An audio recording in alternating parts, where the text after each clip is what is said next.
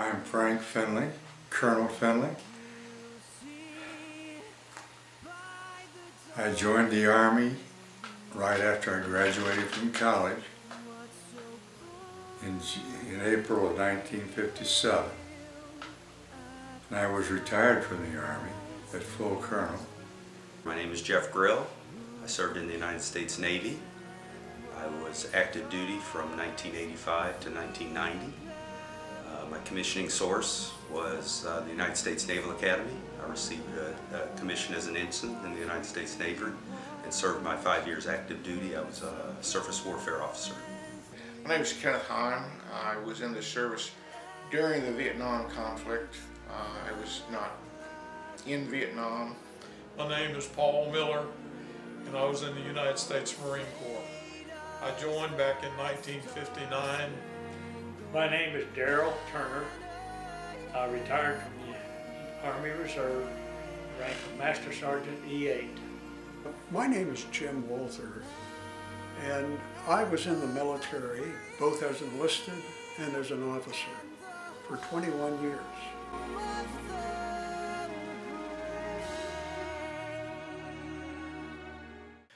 You know, boot camp was so rough.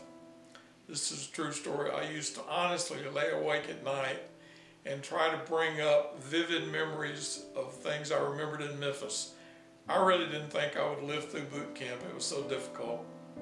But I prayed a lot in boot camp. I did go to chapel services every Sunday. But I used to really pray, Lord, just let me live through this experience. And here I am now, 60 years later, and I did live through it. It was an interesting time when I watched out and I saw this big firefight going on out in the, probably a couple miles away. And I discovered and got the word that it was my old platoon that was out there. And Bill Williams, whose name is on the Vietnam Wall in Vietnam, he was a staff sergeant, and he was in charge of that platoon at that time and was killed. And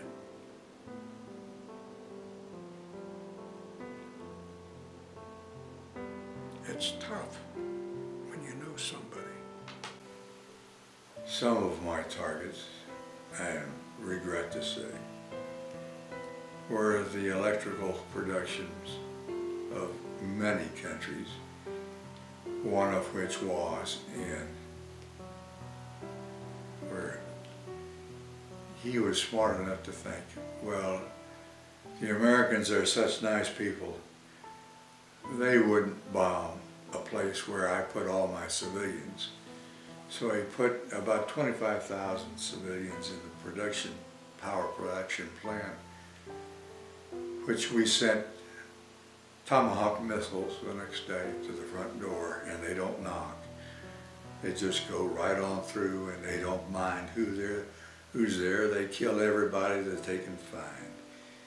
And that was one of the hardest days of my life, because I knew that was my business. And I was responsible for it. So here it is, I pull up in front of my house. And we just had 3 daughters at that point, but these daughters were out in front of the house playing. And when they saw me getting out of this limousine and I had my, all my medical thing, or my military things on and what have you, and a big duffel bag and what have you, they just stood there and looked at me. And then they ran in the house. I had been gone the better part of 2 years.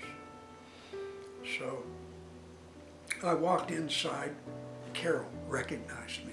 I was feeling much better, and after the hugs and kisses, I noticed the girls, all 3 of them, were standing behind Carol. And finally, my oldest, Laura, came over and grabbed my hand like this and walked me over to the dormer window and looked up at me and said, "Are you really my daddy?" Oh, pain. I had been gone, and there's a price for that. I missed them.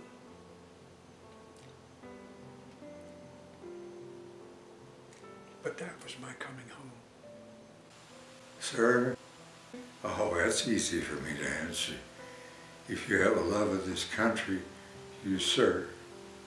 And I dearly love this country. That we treat women in higher regard in the United States than any nation. So, this is worth fighting for.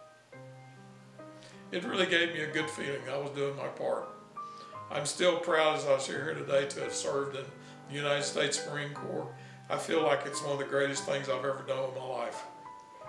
I feel like it's a duty that we all should perform because of this country that we live in. The military is what has kept this country free. This is such a great nation, and the fact that we are free and we're allowed to do the things we do is because we have those individuals that have sacrificed, and a lot of them have made the ultimate sacrifice. God bless America.